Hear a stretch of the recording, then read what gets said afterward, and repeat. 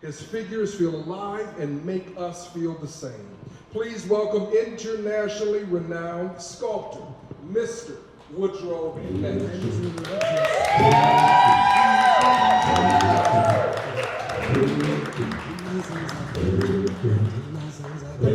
So, first of all, before we get to it, can you, first of all, thank you for having us here. And can you tell us about this space? What is this space and what's going on here? Well, I started out on South Main Street maybe about 20 years ago, and the interstate came through and bought up that property. I moved up on Copley Road, and there was a lot going on there in terms of crime and everything like that. So I decided to buy this building, and it's more suitable for what I do. Perfect. Now, I was saying you were doing this event because, you wanted to kind of share some insights and talk to other artists and other folks. Tell us why you wanted to do that, why you thought that was important. Well, I visited Hardesty Park when they had the show, and I saw a number of young artists out there trying to sell their goods, and they happened to be black artists. And I remember when I was at that stage, and whenever I did a show like Hardesty Park, Kane Park up in Cleveland, I never felt like I was a part of it, like I had to shrink myself and to appear non-threatening to most of the white people that came through there. And I never felt at home doing those shows. And I've been in the business now for over 25 years, and I've learned since then you're not limited to that. And I thought that I could relay that information to these young artists out here so they don't have to go through that. Beautiful, beautiful. So let's start from kind of the beginning. Let's go back a little bit. Tell us the story of I guess what made you decide that you were going to do this, that you were going to be a professional artist. Well, I had, years ago, I went to New York with my art portfolio, Art 101 portfolio. I worked in a lot of ad agencies, and the thing was that I never felt that I secured my position. I was always trying to prove myself, and each job never lasted over 3 years, and I never was given credit for creative thought. I was always told what to do, and I happened to be up in Madison, Wisconsin, and I was working for a firm, after I left American Greetings up in Cleveland. And I went to Madison, and there was a firm called Wide and Color Graphic up there that I worked on the front end system called Cytex. And we were doing ads and things like that. One Sunday, my wife and I happened to be on the lake. It's this beautiful city surrounded by lakes. And we happened to be on the lake, and we looked around, and there was all these white tents around the Capitol. Madison is the capital of Wisconsin. And they call it Art Fair on the Square. It's a huge national show. So we decided to go up there and investigate. And I saw all these artists, and this was my first time being exposed to it. And people were making purchases, and me considering myself as an artist at that time was looking at it with a critical eye. And, it was a defining moment because I said, I've been working all my life. All I got to do is come out here and create my own work and sell it. And I kept that in mind. The next year, I applied for the show and got in. And I remember I didn't know anything about this whole thing. And I just kind of bought some card tables and put my work on the card tables and stuff like that. But that first weekend that I was out there, I made about $1,400. And I turned around and looked at my wife, and she looked at me and she said, "Are you scared?" And I said, wow, if I can come out here and make $1,000 on the weekend, I don't have to work any overtime anymore. I wasn't thinking about quitting my job, you know. And started doing white shows up in Wisconsin, you know. And a lot of times it was, you know, I was looked at strange because I'm trying to sell black art in Wisconsin. How did that go? What kind of responses were you getting doing that? Well, I was going to these small towns and entering the town. I remember one time they had this statue of a boy with a fishing pole, and he had a fishing pole in his hand and he was painted all black with red lips. And they had statues of Jocko, the lawn boy with the lantern and everything like that. And nobody was buying anything at that time. And I had to curve what I was doing in order to sell. I had to sell their kind of art if I was going to make a living. And so my strategy was, where we were in Madison, it was in the path of a huge glacial path. And so they had all these field stones that they did their lawn work and landscaping and everything like that with. So I got the idea to make bases out of these field stones, huge, you know, big boulders, but they were actually clay bases. And that's how I survived up in Wisconsin. You know, and I happened to be at a show at the Art Fair on the Square. And this guy from Milwaukee, black guy, he came up to my booth, looked around, and said, "Hey man, where they selling the black art at?" And so I was going through that, and his name was Osajiko, and he was a jeweler, and he was already doing these shows, and he told me a couple of shows to do. And one of them was Ethnic Fine Art Show, and there was a couple of shows down in Chicago. And when I started doing those shows, I immediately felt at home. You know, like I had found my way, and I didn't have to smile and all that when people came in the booth. I just had to be myself, and it worked out. And I was on this path of where I am now with creating. And just what I found out was that you're only limited by your own ability to create. When you're working for someone else, if they want to give you a raise or whatever, a promotion, that's up to them. But in this business here with creative art, you're limited by your own ability. Sounds like you, I heard you say that, sounds like you were just an artist. You were creating, but you were working. But once you found out that this was a career path, you went fully into it. Yeah, I was working in a graphics house, doing layouts and stuff on the computer, front end. So I was always in the field of art, but it was commercial art. But I didn't get into this whole fine art thing until later, because I was always losing my job, I was always trying to prove myself, and I was the black guy, you know, and it was just taking years off the tail end of my life. What would your advice be to those black artists now who are maybe in the 9-to-5 loop, right? Who are really talented, who really want to do this thing, but maybe a little scared because they don't have, they feel like they need that kind of conventional stream of income. What would your advice be to them? Well, don't be afraid. You know who you are, and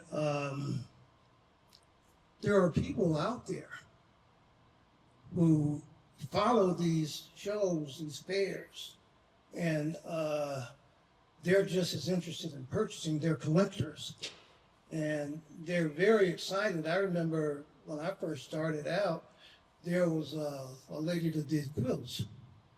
Her name was Brenda. I can't think of her last name. And I was really impressed with what she was doing.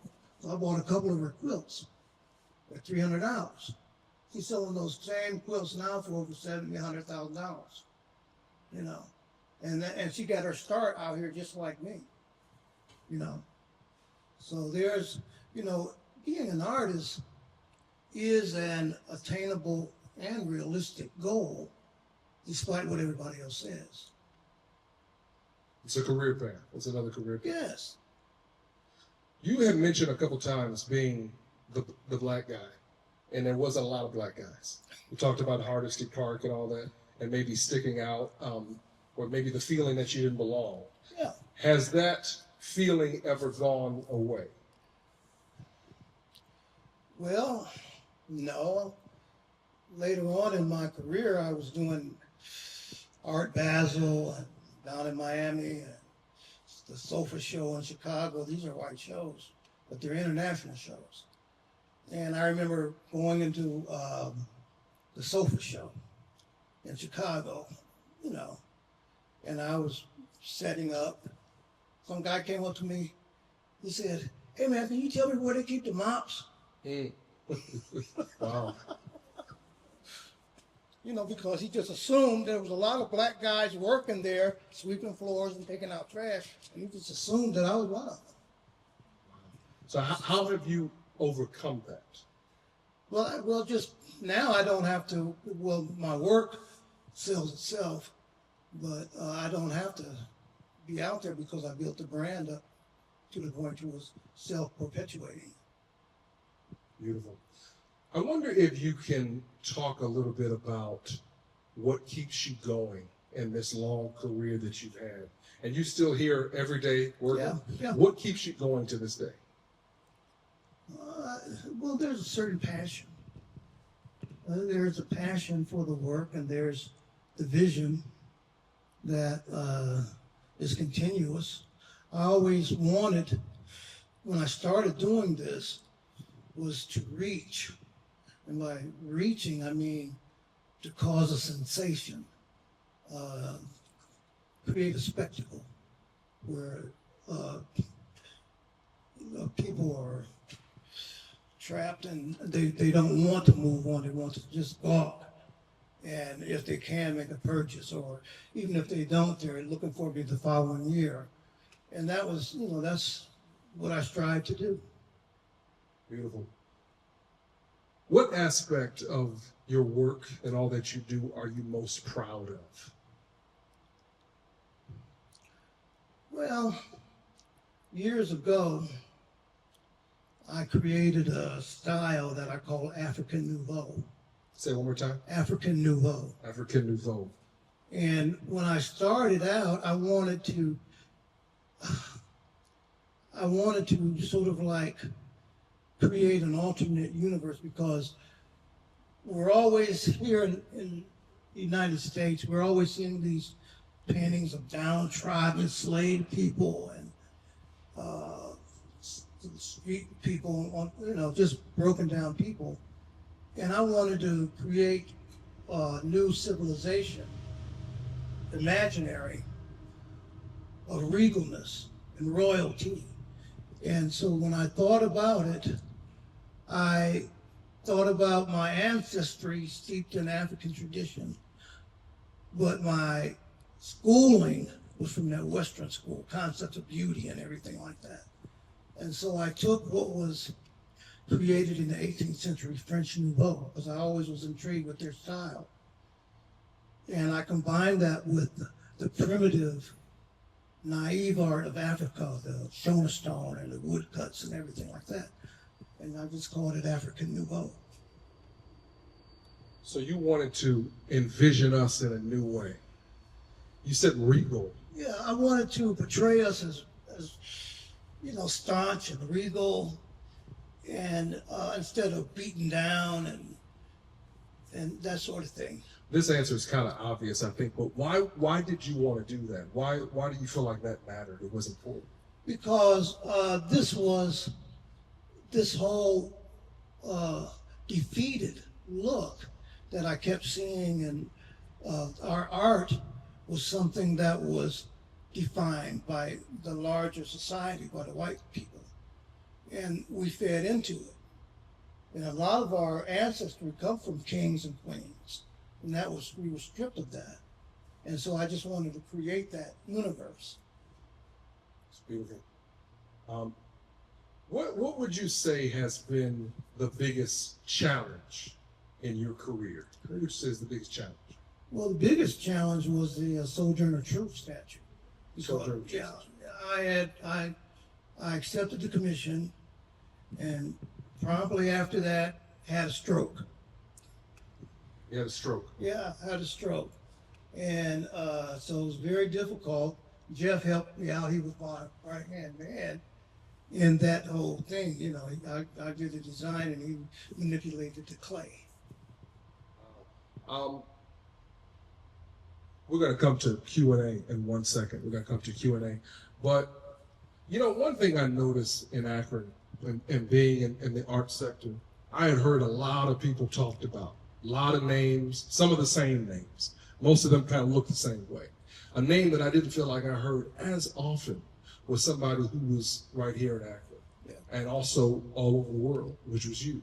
But when the statue came about, I feel like I heard your name a lot more. Do you feel like you got the appreciation or recognition in Akron that you have deserved? Do you feel like that? Well, I never sought out to be a local artist. Gotcha. And so my reach, I used Akron as a base, but I was going to New York and Chicago, Atlanta, New Orleans, all those major shows. So I didn't do a lot in Akron. So of course I wouldn't get the attention. Fair enough. Fair enough. I know that's right. He said, I'm big. Okay. I know that's right. I love it. I love it. In terms of advice to the younger generation, you've dropped a few nuggets already. Is there anything else, any pivotal piece of advice that you think that young Black artists need to know, that it's imperative that they know? Well, it's not enough to just be talented. Because at this stage, at this level that we work on, everybody's talented. But it's the wisdom and the knowledge that goes along with that. You can create the work, but you have to get it to market. You have to get it in front of people with the means to purchase it. And that's the key to success. And you have to be willing to make those sacrifices. I've literally crisscrossed this country. I've driven out to LA 5 or 6 times, or down to Miami, Basel, New Orleans, Essence Jazz Festival, and New Orleans Jazz. So you have to make a sacrifice. And I want to hear a little bit more too about, your process. Particularly as a young artist, you could be subject to a lot of other people's voices and opinions about what they think you should do, or how they think your work should look. Yeah. What can you say about being true to yourself and your own vision? Well, an artist is in a peculiar situation because as you create, you're revealing parts of yourself. And a lot of artists don't like to reveal who they are. So you have to be true in that sense and put it out there. And that's what's going to make a difference. Have you thought much about your legacy, or what you hope or want your legacy to be? I'm too close to it. Too close to it. I'm too close to the work to feel all the hoopla, that surrounds who I am as an artist. And I'll go places that I want. I don't see me as that. And, people are excited about meeting me or collect my work or whatever. But I'm too close to it. I'm not concerned about that. You're too close to it. There's one other thing I do want to ask. I think is important. Is so obviously there's a creative side and the artistic side, but you don't become internationally renowned by just being an artist. There's also a lot of business that goes into this. What can you say about the business side of being an artist? Well, my success being on an international platform is my being in the international shows, because there are dealers and collectors that walk those shows looking for new talent. And the thing is you can't be afraid, because, like a show like Basel, for a double booth, it's going to cost you around $20,000. And if you don't have the means, you can't participate. But, You have to strive to the point to where you can afford that, And then once you're in that show, you have a chance to meet the galleries and the dealers. So is it fair to say you think a great goal for young Black artists is to strive to get to the point to where you can be a part of this? It's an investment. It's an investment. It's an investment in time and money, because as a new artist, and you might have something interesting to say, people is going to come and they're going to see you, might not say anything, but they've seen you and they've made a note of that. And the next year when they come, or the year after that, they'll be ready to make a purchase. So that's the investment in time, Love it. Before we go to Q&A, tell us, what are you working on right now? What are you working on now? Well, I'm just filling orders. I've got a number of galleries and dealers that contact me, and they ask for. I just send them photos of what's available. The children of the Whitney Plantation, they're popular because people have visited the plantation and they see the children in the gardens, and they might have some gardens at home that they want to put the kids in or something. For those who don't know about the children of the Whitney Plantation, can you tell us about that? Well, there is a plantation down in New Orleans, and this gentleman, his name is John Cummings, and he's a very rich man. He owns a couple of hotels down in the French Quarter. And anyway, he invested in this tract of land down in St. John the Baptist Parish some 10 years ago. And on that tract of land, there was an old plantation, slave plantation, that was in ruins. So he came up with the idea that he wanted to bring it back, restore it, and make a museum out of it. But the difference in what he was doing, because they have a number of plantations down there, and they tell the story of slavery through the eyes of the planter. And he wanted to tell the story of slavery through the eyes of the children that actually lived there. Now, there was birth records, and there was a church there, and he still had birth records and everything like that. The cabins were still intact and everything. So he commissioned me to populate the grounds with these slave children. Nice. And we came to the agreement that in the future, if they do good or they cause a sensation, that any future pieces that I do will be part of that body of work known as the Children of the Whitney Plantation. Beautiful. Are there any questions in the room? Any questions? Thank you very much for allowing us in the space as an artist and understanding the ask and the giving that's involved in opening up like this. Thank you. Long-time fan. Saw your work at the National Black Arts Festival and had a number of examples. So, again, thank you. My question is really kind of going back to the beginning. Sculpture is, in many ways, called for tennis of the art world.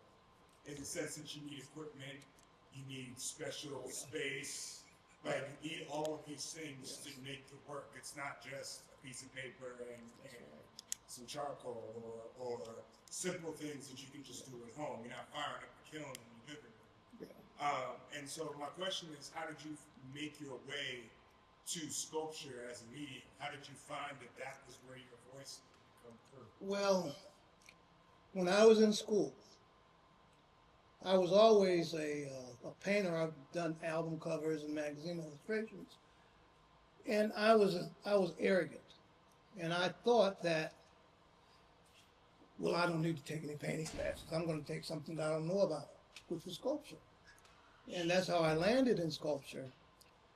And again, I learned the techniques of bronze casting and working with clay and everything like that. And it went away after I got out of school for about 20 years or so. Because I was an illustrator in New York. That's what I do.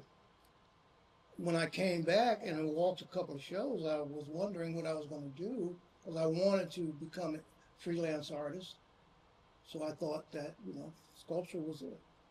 And and walking the shows, I thought that, like you had the Africans that was bringing over the Shona stone and the primitive wood sculptures, but nobody was doing anything realistically making those kind of statements. And I thought there was a niche. Any other questions? Any other questions? What is encouragement to use that really responsibility? Like you use give, use pseudo brains, what draws you to that? It was just a manipulation of it. For me, when you, there's two kinds of sculpture. You model it up with clay, you're building, you're adding to. With wood or whatever you take away when you're carving, you're taking away. But with the clay, you're building up, you're manipulating it. And that was what I decided I just wanted to do because it was easier. Any more questions? Yes. Do you ever who inspired you in your youth, or was there anyone that you looked up to as an artist? Yeah, there was a couple of artists. Now they're two-dimensional, but it followed me through my three-dimensional works that I'm doing, and that was Benny Andrews. I had a chance to meet him some years ago here in Akron, and I was always intrigued with his oil collages. They were kind of like abstract, but you got a realistic feel from it, And, I'd like Ramir Bearden with his collages and everything. But more contemporary was Nelson Stevens. He went to Kent State, and he did some interesting things, which led me, I apply a lot of his style to my vases. I got one back there that with a lot of contrast in it that is along Nelson Stevens' style. Anybody else? Any other questions in the room? Would you remember visiting the Akron Art Museum? Oh, yeah. When I was in grade school, the Akron Art Institute was across the street from where it is now. And I might have been in the 4th, 5th, or 6th grade. I used to go down there all the time on Saturdays. I didn't know what I was looking at, but I just wanted a connection with the arts. Any other questions in the room? Yes. You've shared so much, and I'm hoping to ground wisdom, if I may. You mentioned a couple of titles trying to prove yourself. That was in the corporate world. What was your process? Are you still in that space, or No. how did you move past it? I couldn't, not while I was working. I worked for American Greetings and Wide and Color Graphic and I forgot the name of those advertising agencies I worked in New York. But as a black person, I was only as good as my last assignment, and I felt that pressure because you had to sign off on your work, and when they see my signature, say, oh, God, this is Nash's work. And then it's over scrutinized. I wound up suing them. That's how I started my own business. You sued them because, give us a little detail if you can. Why did you sue? My work was being over scrutinized, and they were nitpicking at my work, and because I was the black guy, and when a white person made a mistake, oh, he's only human, we make mistakes, but when I made a mistake, I was stupid and couldn't understand what I was doing, and that was my argument, and I won. And you won. Yeah. And that's how you were able to launch I what you bought my want. first kilns and rented my first space. Okay, all right. I like it. Kind of question. Yeah. Well, what advice would you give, like, in this moment, just as an artist, but also an advocate, trying to, you talked earlier, academia is such an empty space when it Yeah. comes to culture Yeah. from ourselves. What advice can you give us in trying to nurture that culture, trying to keep it going, or even have a space or start to then understand you are enough. You are enough. Like what you do is enough. Um, you're only your best at doing the things that you like. Yeah. But just for me, just trying to just see what can we do better to have that space for us here. I don't know if it's, I think that um, it's a fight that maybe you can't win because when I was young, and there was a nonprofit called the Neighborhood Art Center, and that was on Bauer Street, and it collected all the artists, would-be artists in Akron at that time, from the east side, south side, and we all converged on the Neighborhood Art Center and formed this group that you guys are doing now. But again, I mean, like we competed against ourselves, but we didn't know how to get that product to market in front of someone that collects or do anything. And I don't think that exists in Akron. Since I've been here, since I moved back to Akron, I haven't sold anything here in Akron. Noted. Question in the back? Yeah, could you share with us some of the experiences you had when you started doing some of the black shows? And what was it like when you were, first going out, and then as you continued through? Well, the thing about a black person doing a black show that maybe happen to be national, like the Essence Music Festival or New York Fine Art Show, New Orleans Jazz Festival, you become family. People, like I'm from Ohio, this other guy's from DC, they're from Chicago, and they all converge in the same place. And we bond. And that's the advantage, And we have our own little clique. I'm still in contact with those people, and I haven't done shows in some years now. Any other big experiences you can think about from doing those black shows? Well, I would say just the experience itself, because down in New Orleans, it's you're doing the show and you're making money and you're going to these fine restaurants, but it's the culture. You're seeing how other people live. It's like you're not even in America no more.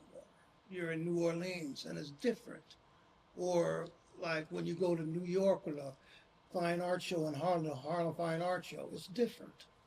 And you see how and it broadens your scope. And you become rich in your awareness. Instead of, if you live here in Akron and never venture out, you're limited by your experiences. And it's definitely helped my work. Couple big things I'm hearing. Don't settle for just being local, Oh, no. right? Get out, get some experiences, culture. Don't forget the business side. Business side is just as meaningful as the art side, if not more. But no, you can't settle, you can't be a local artist, because if you're not if this local economy is depressed, you're depressed. Now, if I'm not making money in Akron, I'm making money maybe in Chicago or New York or Miami, my galleries and everything. So I'm not affected by this local economy. It's a good lesson. I have one final question as we go to our tour. I watched an interview with you, and you introduced yourself as someone who had the audacity to be an artist. Why does it take audacity to be an artist? Well, what I said was I have the audacity to think of myself as an artist. Okay. But all my life, when I was struggling to become, and there was a time that I wanted to be an artist, and then there was a time that I used to be an artist because I got away from it. And but I've always heard that cliche, struggling, starving black artists. And I didn't want to fit into that stereotype. So I had the audacity to overcome that. Beautiful. Ladies and gentlemen, Mr. Woodrow, I'm sorry, go ahead. Go for it. Let's hear it. Let's hear it. I just had a quick question. I think I happened on your studio on Main Street some years ago, and I feel in a lot of ways, as a black woman living in Akron with brothers and sisters who were artists, that we were deprived of the opportunity of knowing that you existed. Yeah. To be right in our hometown, you know, all the while, every young person is looking But you know for. the name of Don Drum. That's right. Don Drum. See, to my point. And so I believe, you know, just having someone they could have looked up to and pointed to aspire to be, would have made life a lot more different. I believe in a lot of ways their past would have been different. My sister taught for years in Columbus Public School in art, but she was bigger than that. But I think so, you know, one of the things I always tell people, especially adults, who have kids who are different, right? They have these visions, they do stuff, they write on the wall sometimes. Sorry, Mom. To hold the dream until they can hold it for themselves. Who held the dream for you until you could really hold and live that thing out? Wow. No one. You held it all out. I did it. You know, I remember people telling me, "Oh man, they hiring it out at Chrysler."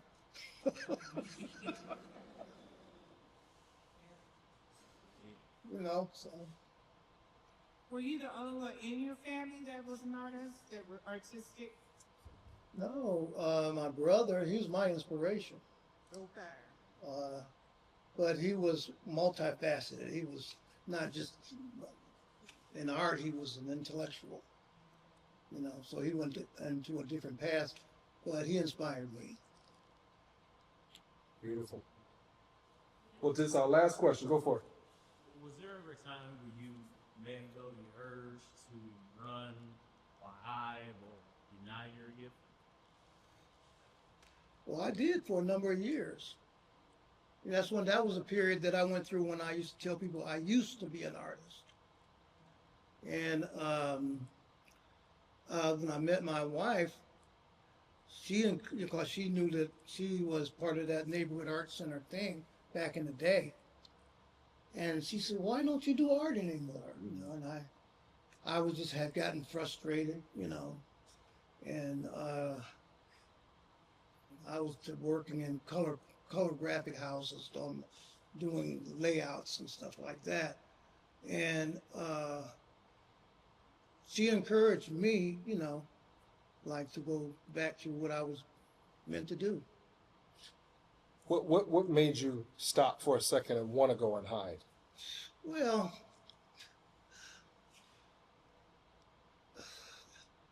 it was, I mean, I knew what I was capable of, but working in those graphic houses as a black person, I never felt that I won my position. And I was always trying to prove myself.